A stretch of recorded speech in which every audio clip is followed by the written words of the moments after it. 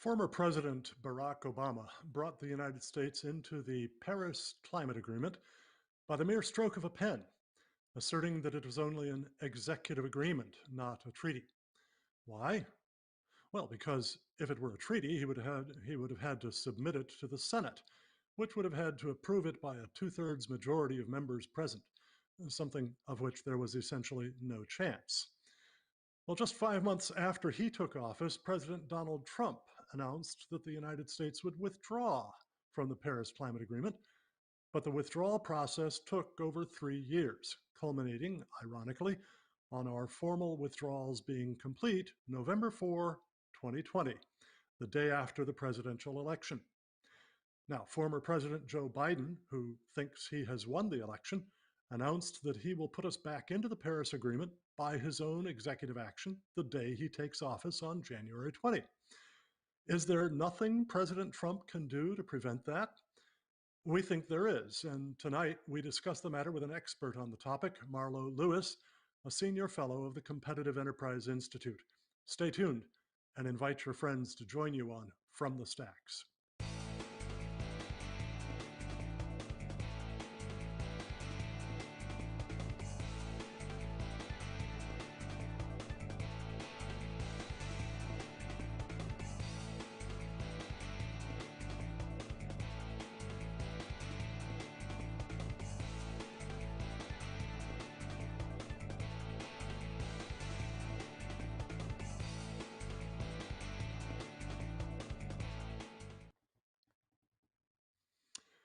Good evening. I'm Cal Beisner, the founder and national spokesman of the Cornwall Alliance for the Stewardship of Creation. And the Cornwall Alliance is a ministry that educates the public and policymakers on three things simultaneously: biblical earth stewardship, that is, exercising godly dominion over the earth to enhance its fruitfulness, its beauty, and its safety to the glory of God and the benefit of our neighbors. Second, economic development for the very poor through a combination of private property rights, entrepreneurship, free trade, limited government, the rule of law, and access to abundant, affordable, and reliable energy. Those things all being things without which no society can rise and stay out of poverty. And third, the gospel of Jesus Christ and the worldview, the theology, the ethics that come along with that in the Christian faith. So we welcome you to this program this evening, and we want to inform you that as our thanks when you make a donation of literally any size, no matter how small, of course, we'd appreciate it if you were generous, we will gladly send a brand new documentary video called Climate Hustle 2, Rise of the Climate Monarchy, to you as our way of saying thank you. All you need to do to request that is to go to cornwallalliance.org, press on the the donate button, fill out the donation form, and in the comments field, simply mention Climate Hustle and promo code 20-12. Now, our guest this evening is Marlo Lewis. Marlo is a senior fellow with the Competitive Enterprise Institute, and he has been a specialist in examining the legal aspects of the Paris Climate Agreement, as well as other environmental issues for many, many years. He is a man of tremendous erudition and from whom I have learned a great deal over the years. So we welcome Marlo Lewis to the program. Thank you very much for joining us. Thank you so much, Cal. It's really a pleasure to be with you, and my respect and admiration for your contributions to all good public purposes is at least mutual. Well, thank you very much. Before we jump into the topic for tonight, Marlo, would you just tell our viewers something about the Competitive Enterprise Institute and your particular work with it? We'd like them to know more about CEI and you, because frankly, we think very, very highly of what you all do. Well, thank you very much. The Competitive Enterprise Institute was founded by Fred Smith in 1984, which is certainly a novel that all Americans need to reread in these times. And Fred, who remains our president emeritus, although he's no longer serving as president, um, wanted to found an organization in Washington, D.C. that would be more than a think tank. It would be a do tank, as Fred sometimes likes to put it, that we would take good ideas, good public policy ideas based on constitutionalism, limited government, free markets, free trade, all those things that you talked about, Cal, as being part of the policy education mission of the Cornwall Alliance, and try to advance those ideas through education, popular education, but also coalition building and even litigation. And so operationally, we would be modeled on some of the environmental pressure groups. In other words, we wouldn't be a traditional academic think tank. And one of the coalition building exercises that we've been engaged in now since 1997, the fateful year of the Kyoto Protocol, is something called the Cooler Heads Coalition, which is a Yes, yes. coalition of free market organizations that oppose climate alarmism and energy rationing. And of course, your organization has been a member for a long time, although membership is Yeah. purely informal. Yes. Right. Well, I have It's a always spontaneous benefited ordering. from Right. right, yeah, which is what free market is all about, is spontaneity, people doing freely what they want to do in pursuit of their own interests within the limits of moral right and wrong. But I've certainly benefited from participating in some of the meetings of the Cooler Heads Coalition, and it's been just great to do that. Well, Marlo, uh, I know you and others at CEI had hoped back in 2017 that President Trump would do something quite different from what he did to get us out of the Paris Agreement. I mean, it was certainly good to get us out, but he announced our pending withdrawal and started the formal process as outlined in the agreement itself. You and a lot of others, and I was certainly with you, thought there was another way he could have done it and that would have avoided the 3.5 year delay. That had to do with the very question of whether the Paris Agreement was a treaty. You think it is. Well, why do you think so? And what other option did President Trump uh, have for getting us out of it?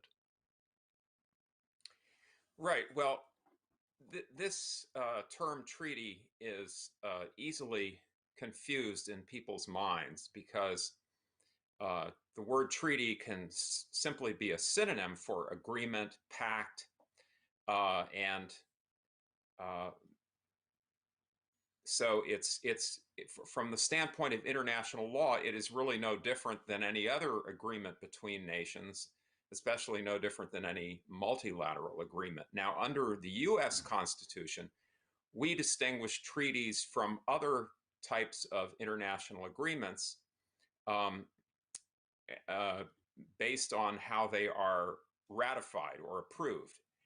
This is something else that uh, many people are unclear about, but actually it's the president who ratifies treaties and all other international agreements.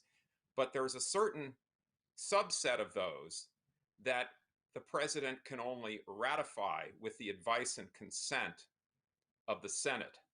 And the Constitution specializes that for those agreements, the president requires the consent of 2/3 of the senators present. They must concur through a vote.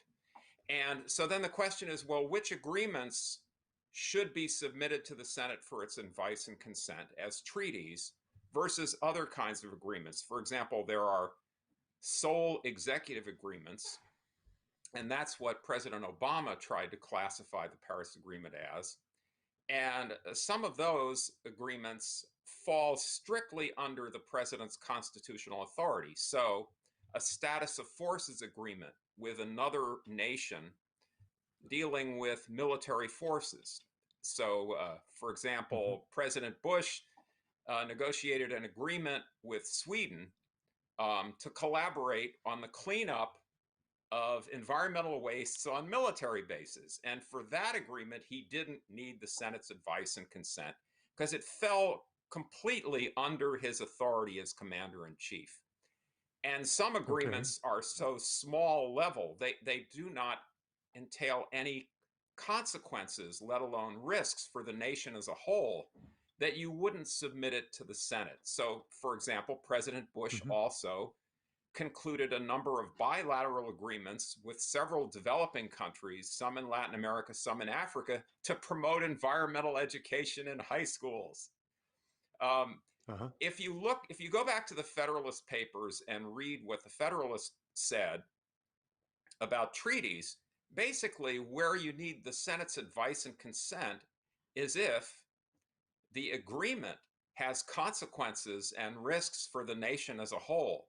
Now, over time, Mm-hmm. the State Department has developed a number of criteria. They're not legally binding, but they're very commonsensical and they're reasonable. So Yeah. you would distinguish a treaty from a non-treaty, number one, by virtue of its importance. You know, is this a disarmament treaty or an arms control treaty that deals with nuclear weapons? Well, uh, by over time, we've that seen that those are that typically would be pretty submitted to the important, wouldn't Senate. it? Yeah, right. So those are submitted to the Senate. Now, President Obama frequently called the Paris Agreement the most ambitious climate treaty in history, or sorry, he was careful to parse his words, the most ambitious environmental agreement in history. No, sorry, I'm I'm misstating again. The most ambitious climate agreement in history. And it certainly was. Yes. And in fact, I would argue it was the most ambitious environmental agreement in history. Why? The objective was to get every country in the world involved as a party. The objective was to transform energy markets and energy policies all over the world globally, not just for the next 5 years or the next 10 years, but from now until 2050 and beyond.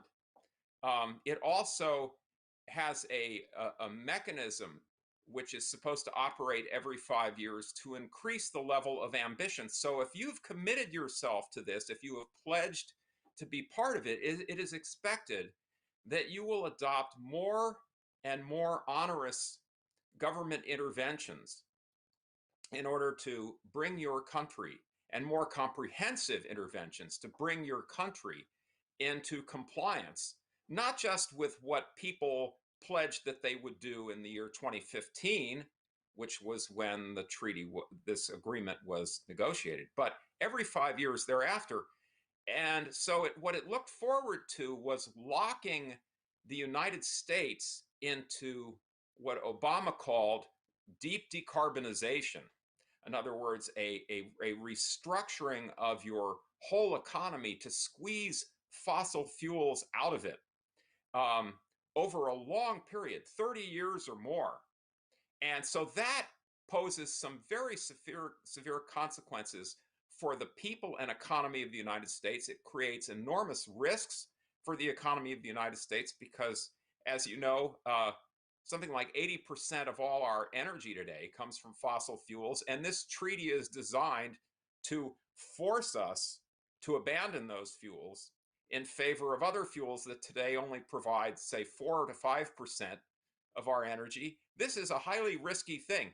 And so what the founders wanted is when you have an agreement of this kind, and also here's another very important criteria that the State Department developed for distinguishing treaties, which require the Senate approval, from other kinds of agreements.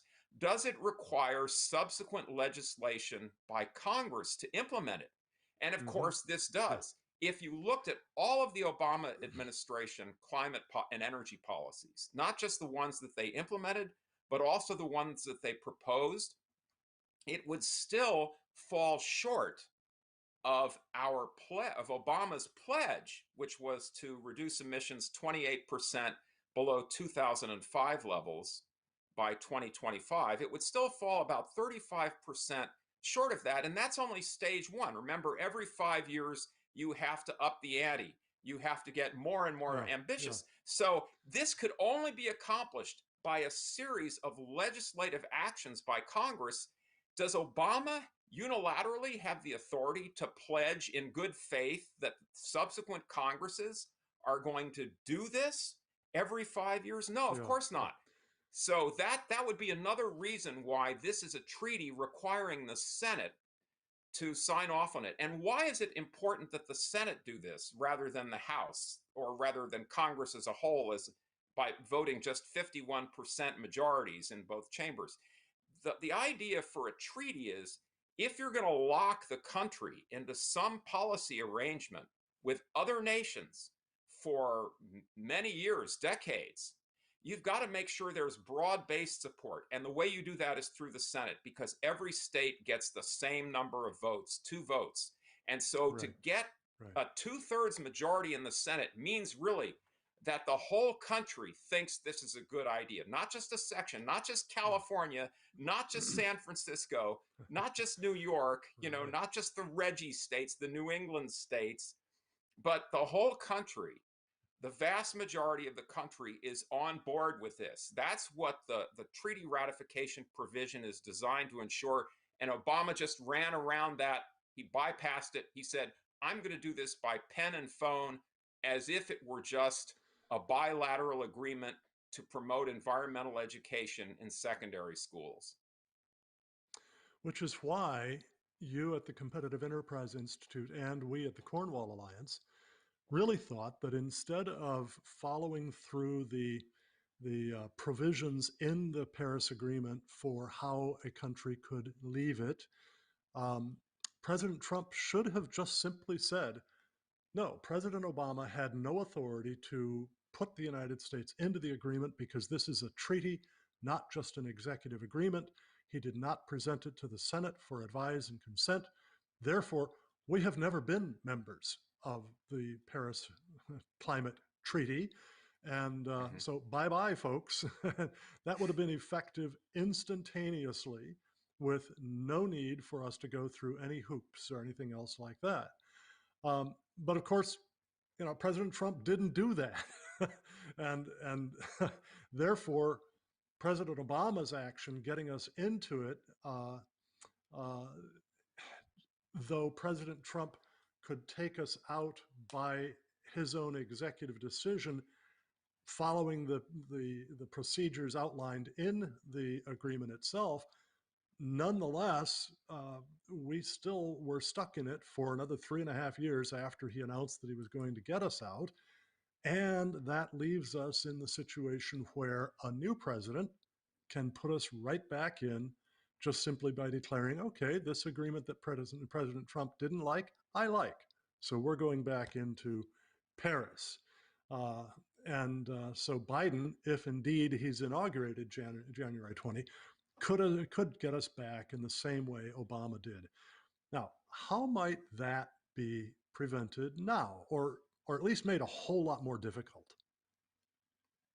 Right. And we did warn President Trump that if he didn't use the constitutional cure for the Paris Agreement, that Yeah, his successor might very well um, pick up where President Obama left off. And as my colleague Christopher Horner like to say, you know what you what you do by pen and phone can be undone by pen and phone. And so President Trump yes. was going to undo what Obama did, um, by following the treaty's procedure for withdrawal, essentially conceding implicitly that this was that we legally joined. Um, and then, of course, what President Trump has undone can be undone yet again by an establishment Republican in the White House or a progressive Democrat, which is what we may end up with here. And Hmm. the unfortunately, um, I mean, President Trump was under tremendous pressure to stay in the Paris Agreement, and he got a lot of pressure from his own State Department. If you remember, Rex Tillerson Yes. was the first Secretary of State. He was from ExxonMobil. Yes. ExxonMobil was for the Paris Climate Treaty. Maybe we would have gotten further if we had demonized the Paris Agreement as the Exxon Treaty.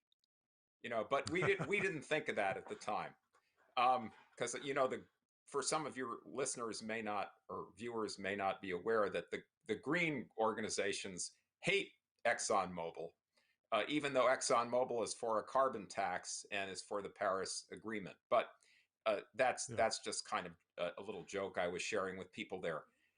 Um, but the Because, by point the way, is, the reason yeah, ExxonMobil, of course, is in favor of the carbon tax and the Paris Agreement is that it is already a gigantic energy company, and it's simply an energy company, and it can continue to do its oil business around the world, even if it can't continue doing any here in the United States.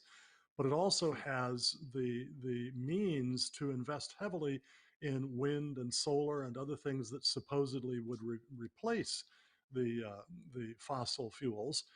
And meanwhile, most of its competitors are much smaller companies and can't do that. So this is a clear instance of what sometimes is called regulatory capture, where the corporations that are going to be regulated by something sit down at the table, and they get to help determine what the regulations are, and the main course on the table is all their smaller competitor companies hmm, who get to be devoured by all of that. It's a great way to eliminate competition.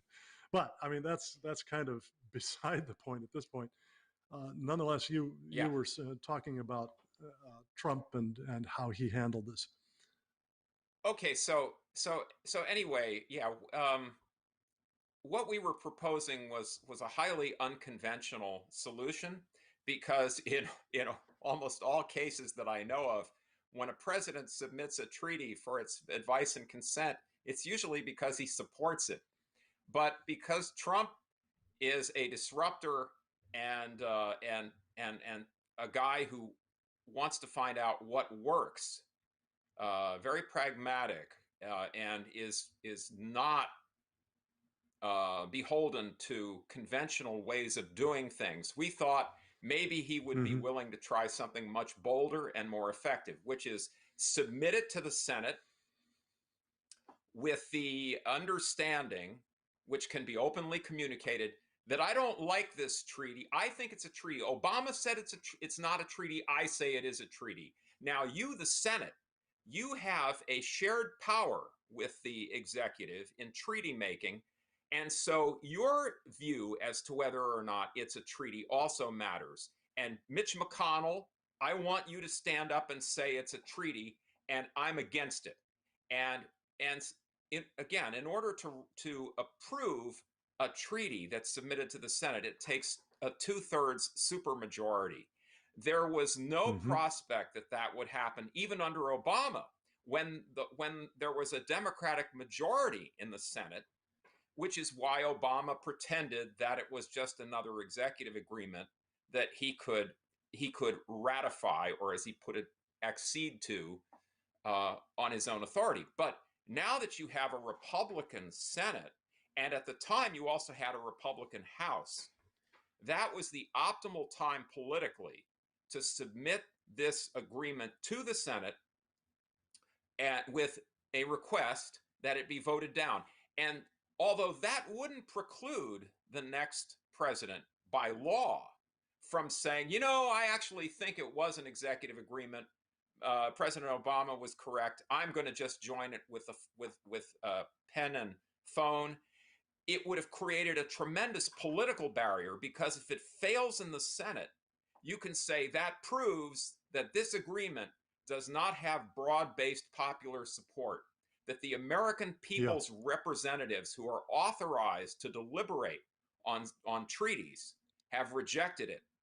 And so it would have been the run around the Constitution, the violation of the separation of powers would have been so much clearer that it might have Mhm. deterred a Biden or someone else succeeding Trump from trying to pull the same stunt that Obama did. Now it's not as clear to me that this would work because since it is presumed now, and we may find out that Biden is the next president, it may be that some Republican senators who would certainly have voted not to ratify Paris as a treaty in 2017 might get cold feet now. I still think, though, that Hmm. it would be very hard to muster a 2/3 majority in the Senate to ratify this agreement as a treaty. So it might still work, but I think the political costs to Republicans in the Senate, I think we just have to face this, would be greater now than would have been the case if they did the tough, hard choice, the Yeah, manly decision yeah, back in yeah. 2017. But Trump was getting such pushback on this from his State Department. Basically the State Department guys said it's bad enough that you're pulling out of the Paris Agreement. I mean, they said the sky would fall, that it would undermine NATO, that our allies we could never call on them to do anything again, not even to fight against terrorism, which was just ridiculous. Trump knew that that was ridiculous, but when they told him that submitting it to the Senate was a bridge too far, he apparently believed them.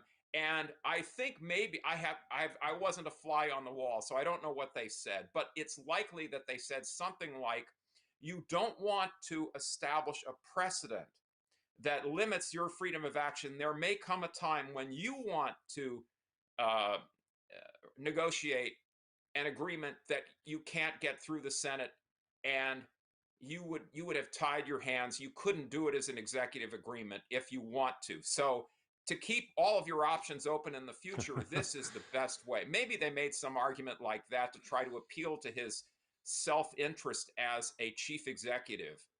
I don't know that for a fact, but Yeah. they were absolutely death on this idea of submitting it to the Senate, because remember, Obama relied on the same State Department career service people for his legal defense of the Paris Agreement as a sole executive agreement.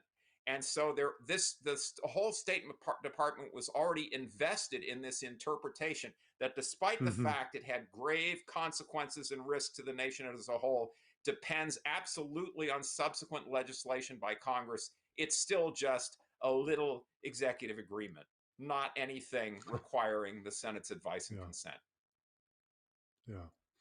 Now, I think I agree with you. It would be a little less likely to be turned down now than it would have been back in 2017. But I still think the odds of getting a two-thirds majority to ratify it as a treaty are almost infinitesimally small. So I think it would be a good idea for Trump to go ahead at this point and take it to the I Senate agree. and say, hey, I think this is a treaty. You have the opportunity to treat it as a treaty. You know that I oppose this. I'm looking for you to do your constitutional duty of advise and consent on a treaty. Please do that, and we'll see where the chips fall, on the vote. Mm-hmm. Now, Marlo, back in 2018, you published an article in which you argued that America's continued participation in the Paris Agreement would have had some really negative consequences. And among them, you named exchanging energy dominance, which I think is a term that came into broad use during the Trump administration as we came to the point where we were actually exporting more energy than we were importing, where we were no longer reliant on Middle East for oil or anything else of that sort, where we became actually the world's largest producer of oil and natural gas, surpassing Saudi Arabia, surpassing Russia.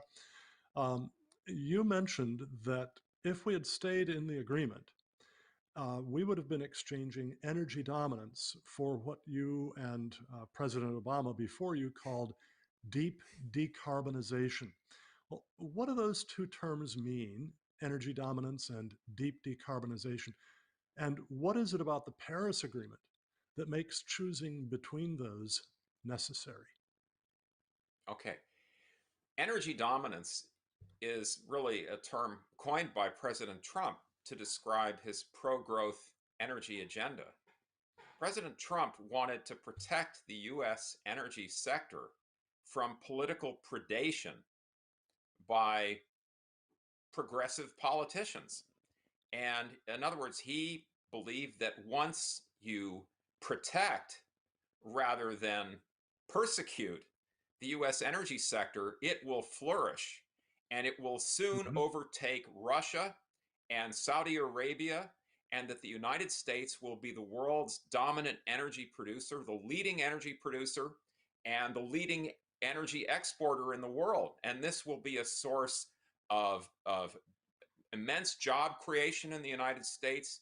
It will also provide, it will also lower energy costs as energy supply rises, which will help American industry generally, but also our fossil fuel sector will provide all kinds of feedstocks for our manufacturing sector. You know, there's hardly anything, including the laptop that I'm using here, that isn't made with some byproduct of petroleum for many of the Yeah. components, and so that was the idea. Now, the President Obama made it quite clear that his first nationally determined contribution, that was the first 5-year emission reduction pledge and the policies that go along with it, that was part of a straight line trajectory to what he called deep decarbonization by the year 2050. In other words, the whole idea is to squeeze carbon-based energy, fossil fuels, oil, gas, and coal out of the United States economy.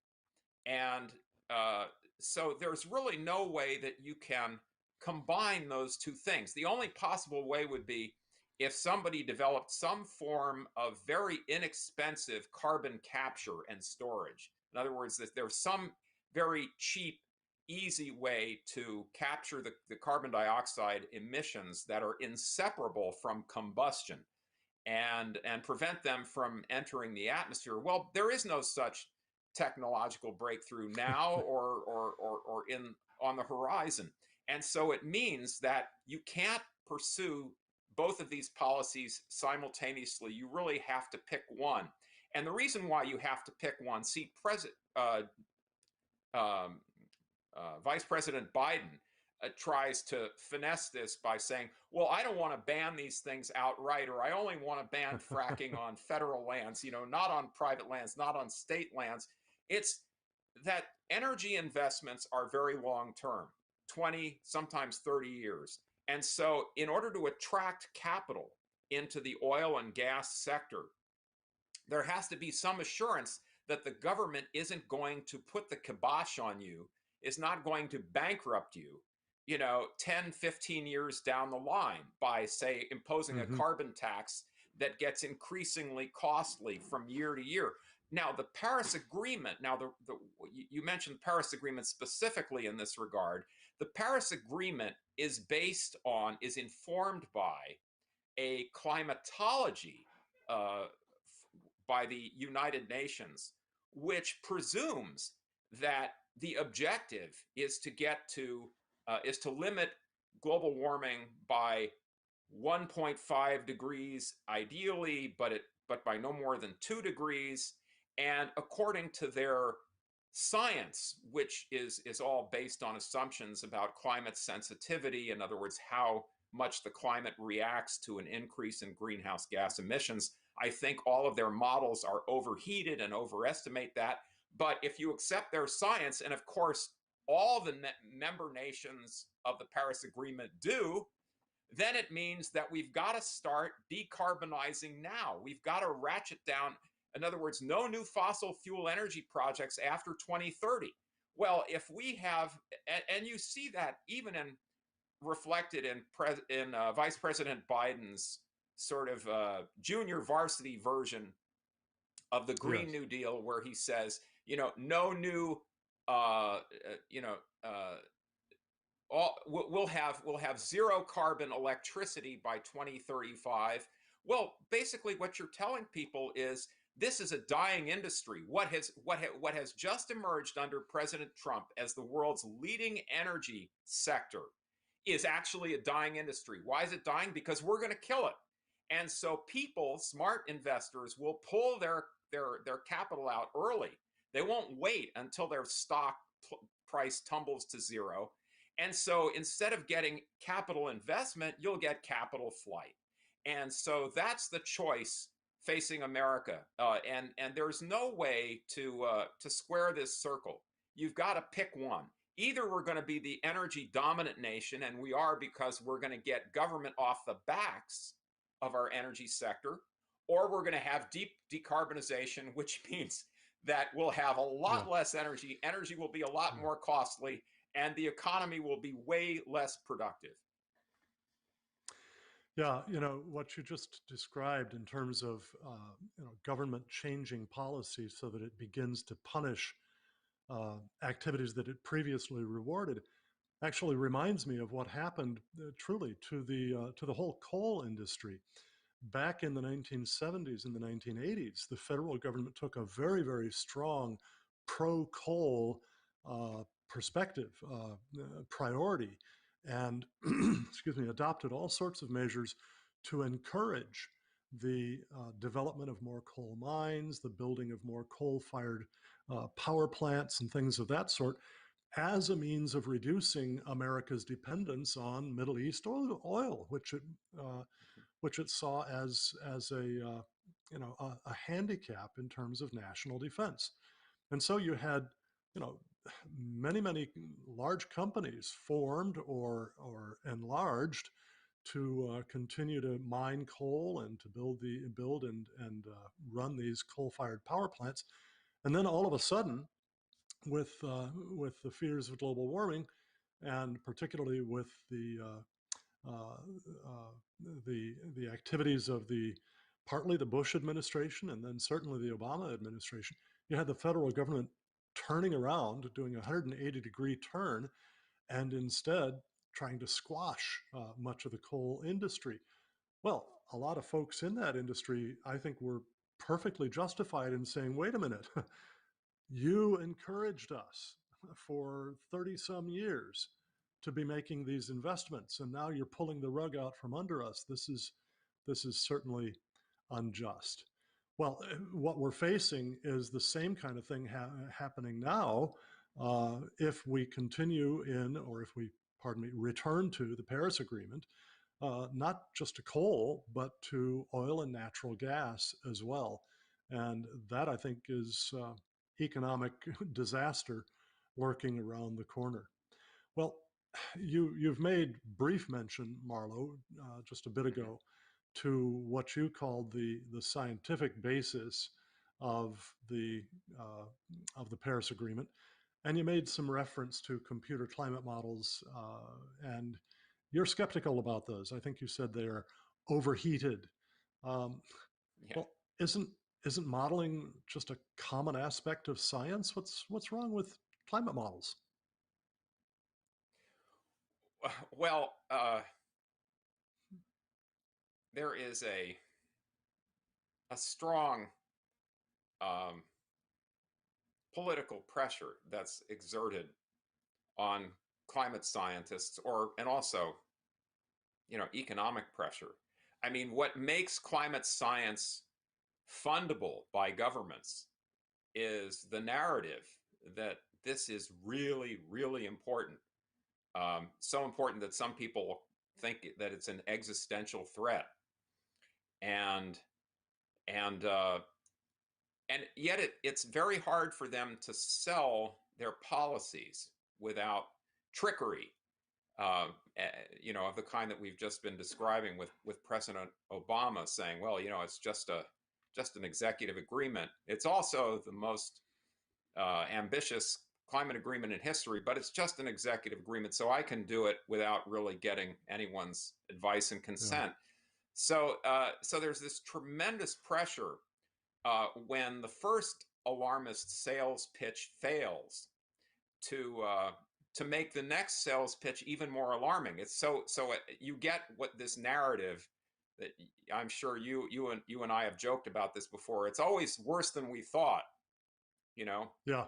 And so it turns out that these models all seem to overestimate observed warming by 2 to 3 times.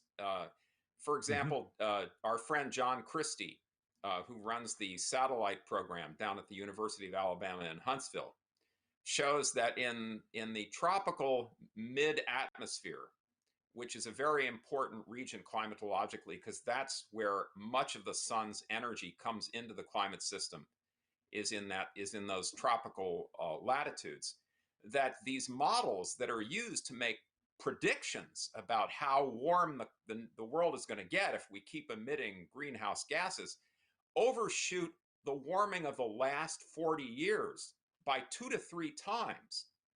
And in Yes. fact, only Yeah. one of those models out of something like 32 modeling groups ever seemed to get it right.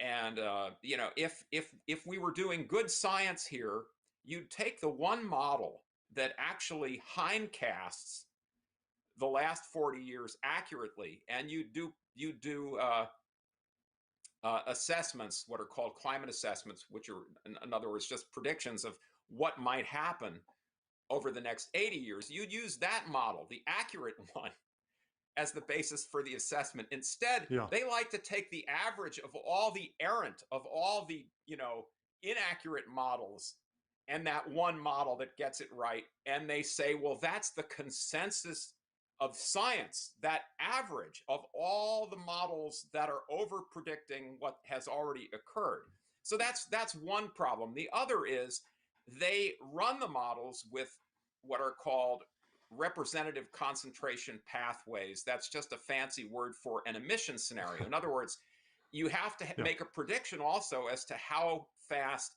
emissions will increase over time and how fast, therefore, the concentration in the atmosphere will increase over time. And they love to pick this one emission scenario called RCP Yeah. 8.5, and they call it a baseline scenario. So allegedly, that's business as usual. And so if we just do nothing to decarbonize the economy, we're going to have RCP 8.5 as our emissions trajectory from now to 2100, and you run that through these overheated models, and then you really get some pretty high global warming estimates, except that we know that RCP 8.5 is not a baseline scenario, it's an extreme scenario. And it Yes. basically Right. assumes that the world returns to coal. The very people who tell us that coal that renewables are already competitive with coal. You don't need to subsidize renewables, but please give us more subsidies anyway. The people who say that then say the world is going to come to an end because emissions are going to rise as high as they would if we went back to the coal. If coal had the same share of global energy in 2100 that it had in 1940. I mean, it's just Yeah. preposterous. So anyway, yeah. So that's why I'm very dubious about these alarming scenarios that the Paris Agreement is Yeah. really based on.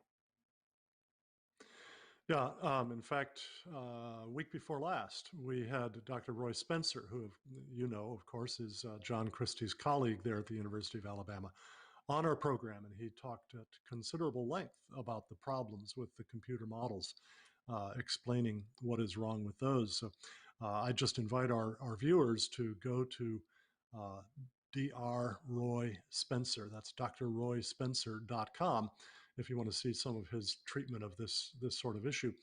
He points Can I out make just actually, one by the more way, one that more comment about that, yeah, which is maybe sure, Roy Spencer already went into this, but so after you have basically 2 decades of the existing or of the models, the existing generation and the yeah, one before that, overshooting observed warming, by anywhere from 2 to 3 times. What do the next generation of models do? You'd think they'd make some kind of correction. No, the CMIP6 models, that's the sixth generation of these models, is yeah, even they're even hotter than the worse. fifth generation.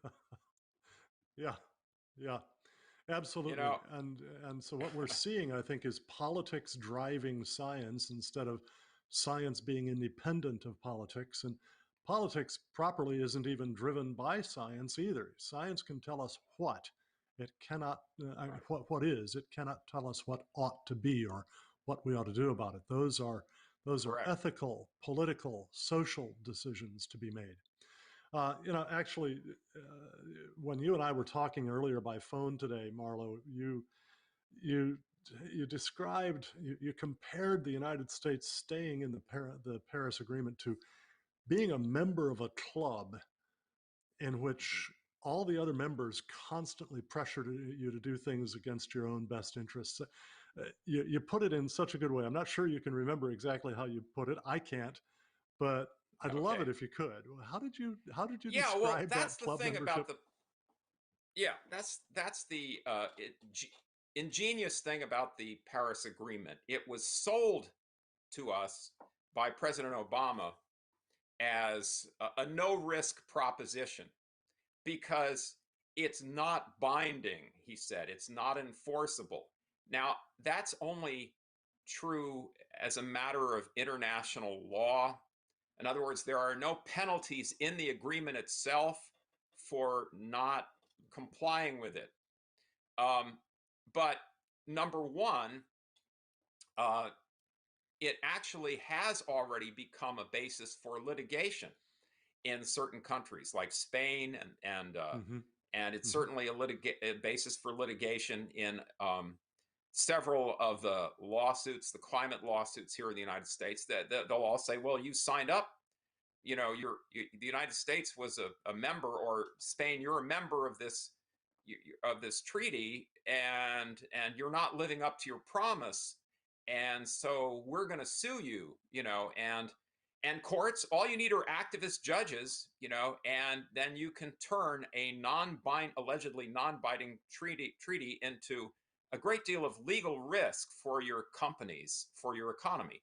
But beyond that, the real point of the Paris Agreement was to be a pressure machine, a political pressure machine. It's supposed to organize political pressure internationally and then, of course, domestically, because all the environmental groups are plugged into it. Most of the big environmental groups are international groups to begin with.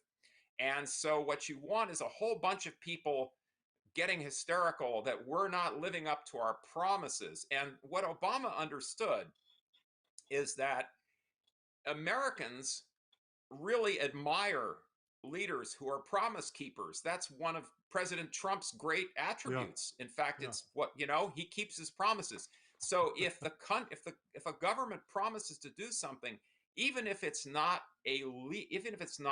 explicitly legally enforceable under international law, it provides a platform for the whole world to beat up on that leader if he doesn't keep his promise. And it's so the Paris Agreement can be compared to a club in which, if you join, everybody every year, and especially every 5 years, is going to name and shame you if you don't act against your best interests and against your better judgment. And who wants to be put in that kind of a situation? Who wants to be a member of a club which is designed to browbeat you, pressure you, cajole you, unless you do what you know is against your own best interest? It's much smarter not to join the club, or if somebody signed you up before you had anything to say about it, which is what Obama did to President Trump, then get out of this club as fast as you can and yeah, as permanently as you can. yeah, And then yeah, a lot of the pressure will stop, because all you have to say to them is, "Hey, I no longer belong to your club. So there's no way you can blackball me now. There's no way you can say yeah, that I'm not living up to my promises because I didn't make them." And so that's the so yeah, in other words, it really takes they even called it naming and shaming. That Obama said that would be the main way that the Paris Agreement is enforced, by naming and shaming members, by or they call them parties to the agreement, who don't live up to their non-binding promise to adopt binding laws and regulations to decarbonize their economies. So that's why it's really, Okay. this binding, non-binding is really a distinction without a difference, because the way you honor your non-binding pledge is to adopt binding laws and regulations, which in our case would force us to act against our own best interests and be humiliated and pilloried by a hostile media, by the whole progressive movement, if we don't live up to our obligations. And so the best thing to do is say, those are not my obligations. Those were President Obama's obligations. I repudiate them. They never went through the Senate. As far as I'm concerned, they're null and void. And I'm just going to put a period to the whole thing by having the Senate prove that this is not supported by the country as a whole. Yeah. That is exactly what I think the president should do. As we've already discussed, I think he should take this Paris Climate Treaty to the Senate and say, "Okay, Senate, per Article 2, Section 2 of the Constitution, which requires presidents to submit treaties to the Senate and doesn't allow those treaties to be ratified and put into effect unless they get a 2/3 majority in the Senate. I want you to evaluate this, give me your advice and your consent on it, and I think that the Senate would certainly not pass this by a 2/3 majority." Now, our friends out there, this is something on which you can act. You don't have to just sit by on this one. You can actually tell the White House what you want President Trump, per Article 2, Section 2 of the Constitution, to do here, that you want him to submit the Paris Agreement to the Senate as a treaty for a vote on whether the United States should re-enter it. You can do that by sending an email through the White House's website at whitehouse.gov/contact. That's whitehouse.gov/contact, or by phoning the White House comment line. The phone number is 202 456 1111. That's 202 456 1111. Or you can also send a letter to President Donald Trump, the White House, 1600 Pennsylvania Avenue Northwest, Washington, D.C., 20500. In fact, your letter would probably get there if you just simply put it to President Donald Trump, the White House, Washington, D.C. But anyway, you have the opportunity to tell the White House what you would like it to do. You can also tell your senators that you want the Senate to vote on the Paris Agreement. Just go online to senate.gov/senators. That's senate.gov/senators. There, click on Contact to find out how to phone or email your own senators from your state. Marlo, thanks again for joining us tonight. What would you tell our viewers in closing that you think are the most important things they can do about this, aside from what I just suggested? Well, I think you've really hit all the key points as to what steps that they can take. I'm unfortunately, Cal, because CEI, my organization, is I don't know. We have certain. One of the things I can't urge people to do is contact their representatives to vote one way or the Mm. other. But I can certainly make a case that that this is how their senators should vote. Their representatives should vote against ratifying this agreement, which would lock the United States into at least a 30-year straitjacket, preventing us from developing our energy treasures, which are such a fantastic source of of prosperity and the advancement of human well-being, of human flourishing. Um, it's just incredible how much of the advances in human well-being, say over the last 70 years since 1950, are attributable uh, to the increase in global energy supply, uh, and how much of our own prosperity is tied up with affordable, making energy affordable, keeping it affordable, um, and and basically keeping as much as possible the energy sector of the economy out of the hands, out of the clutches of would-be central planners. And um, this is why our energy sector, just in the 4 years under Trump, really rose to a position of unchallengeable leadership in the world. And it wasn't that President Trump was handing them goodies and favors and subsidies. He was just assuring them that they would no longer be persecuted for doing what they do for a living.